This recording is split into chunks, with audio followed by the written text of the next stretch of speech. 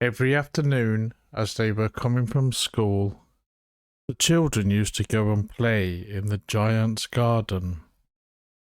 It was a large, lovely garden with soft green trees. Here and there over the grass stood beautiful flowers like stars, and there were 12 peach trees that in the springtime broke out into delicate blossoms of pink and pearl, and the autumn bore rich fruit.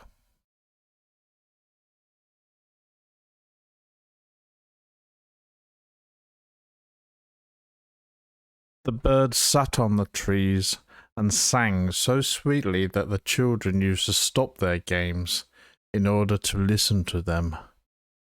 "How happy we are here," they cried to each other.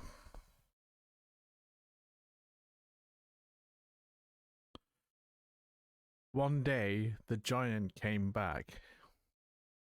He had been to visit his friend, the Cornish ogre, and he stayed with him for 7 years. After the 7 years were over, he had said all that he had to say, for his conversation was limited, and he determined to return to his own castle. When he arrived, he saw the children playing in the garden. "What are you doing here?" he cried in a very gruff voice, and the children ran away. "My own garden is my own garden," said the giant. "Anyone can understand that, and I will allow nobody to play in it but myself." So he built a high wall all around it and put up a notice board. "Trespassers will be prosecuted." He was a very selfish giant.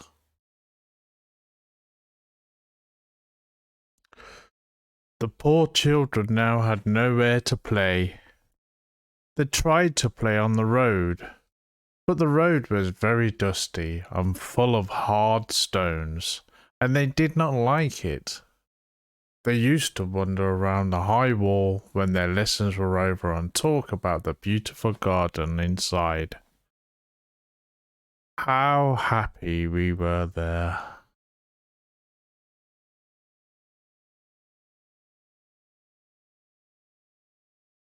Then the spring came, and all over the country there were little blossoms and little birds. Only in the garden of the selfish giant was it still winter. The birds did not care to sing in it, as there were no children, and the trees forgot to blossom. Once a beautiful flower put its head out from the grass, but when it saw the notice board it was so sorry for the children that it slipped back into the ground again and went off to sleep. The only people who were pleased were the snow and the frost. "Spring has forgotten this garden," they cried, "so we will live here all the year round." The snow covered up the grass with her great white cloak, and the frost painted all the trees silver. Then they invited the north wind to stay with them, and he came. He was wrapped in furs, and he roared all day about the garden and blew the chimney pots down. "This is a delightful spot," he said. "We must ask the hail to visit."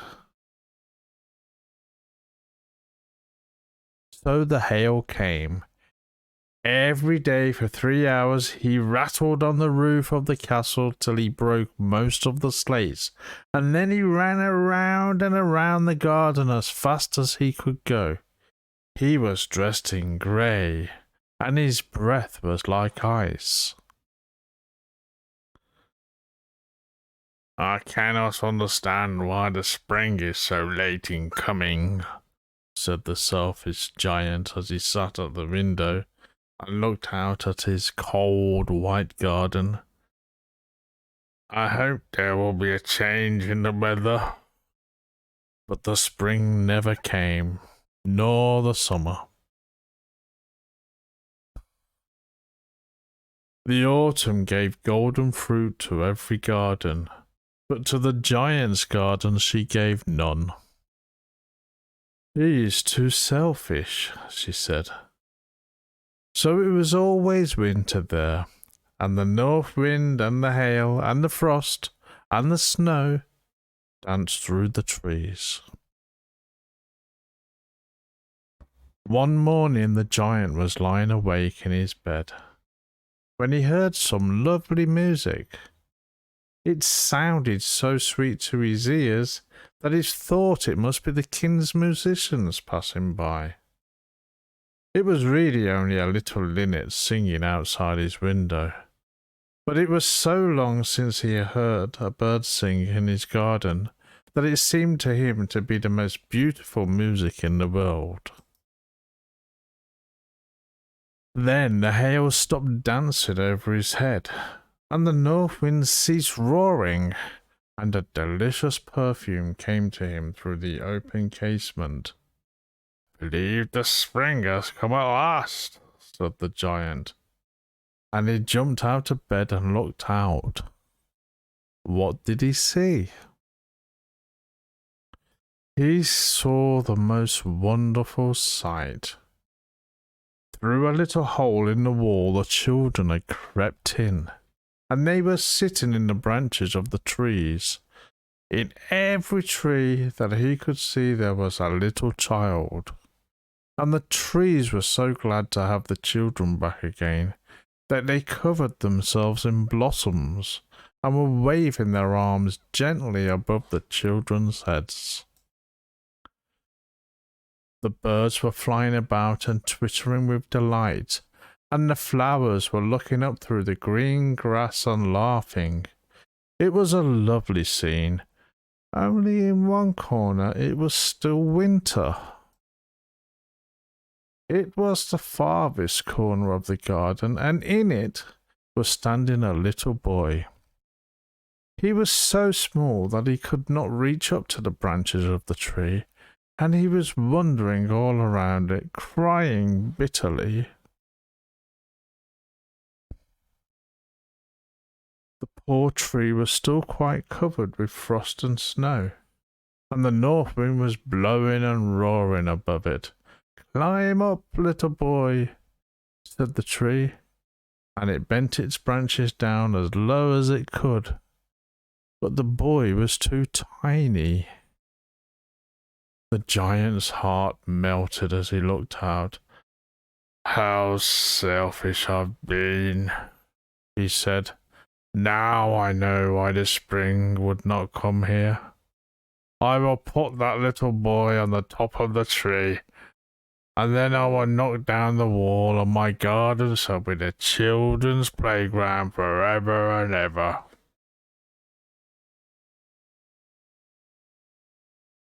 He was really very sorry for what he had done. So he crept downstairs and opened the front door quite softly and went out into the garden. But when the children saw him, they were so frightened that they all ran away, and the garden became winter again. Only the little boy did not run, for his eyes were so full of tears that he did not see the giant coming. The giant stole up behind him and took him gently in his hand and put him up into the tree. And the tree broke out once into blossom, and the birds came and sang on it. And the little boy stretched out his 2 arms and flung them around the giant's neck and kissed him. And the other children, when they saw that the giant was not wicked any longer, came running back, and with them came the spring. "It's your garden now, little children," said the giant, and he took a great axe and knocked down the wall. And when the people were going to market at 12 o'clock, they found the giant playing with the children in the most beautiful garden they had ever seen. All day long they played, and in the evening they came to the giant and bid him goodbye. "But where is your little companion?" he said. "The boy I put into the tree." The giant loved him the best because he had kissed him. "We don't know," answered the children. "He has gone away." "You must tell him to be sure to come here tomorrow," said the giant. But the children said that they did not know where he lived, and they had never seen him before. And the giant felt very sad. Every afternoon, when school was over, the children came and played with the giant. But the little boy whom the giant loved was never seen again. The giant was very kind to all the children, yet he longed for his first little friend and often spoke of him. "How I would like to see him," he used to say. Years went over, and the giant grew very old and feeble. He could not play about any more, so he sat in a huge armchair and watched the children at their games, and admired his garden. "I have many beautiful flowers," he said, "but the children are the most beautiful flowers of all." One winter morning he looked out of his window as he was dressing. He did not hate the winter now, for he knew that it was merely the spring asleep, and that the flowers were resting. Suddenly he rubbed his eyes in wonder, and looked and looked. It certainly was a marvellous sight. In the farthest corner of the garden was a tree, quite covered with lovely white blossoms. Its branches were all golden, and silver fruit hung down from them. And underneath it stood the little boy he had loved. Downstairs ran the giant in great joy, and out into the garden. He hastened across the grass and came near to the child. And when he came quite close, his face grew red with anger, and he said, "Who have dared to wound thee?" For on the palms of the child's hands were prints of 2 nails, and the prints of 2 nails on the little feet. "Who hath dared to wound thee?" cried the giant. "Tell me, and I may take my big sword and slay him." "Nay," answered the child, "but these are the wounds of love." "Who art thou?" said the giant, and a strange awe fell on him, and he knelt before the little child. And the child smiled on the giant and said to him, "You let me play once in your garden. Today you should come with me to my garden, which is paradise."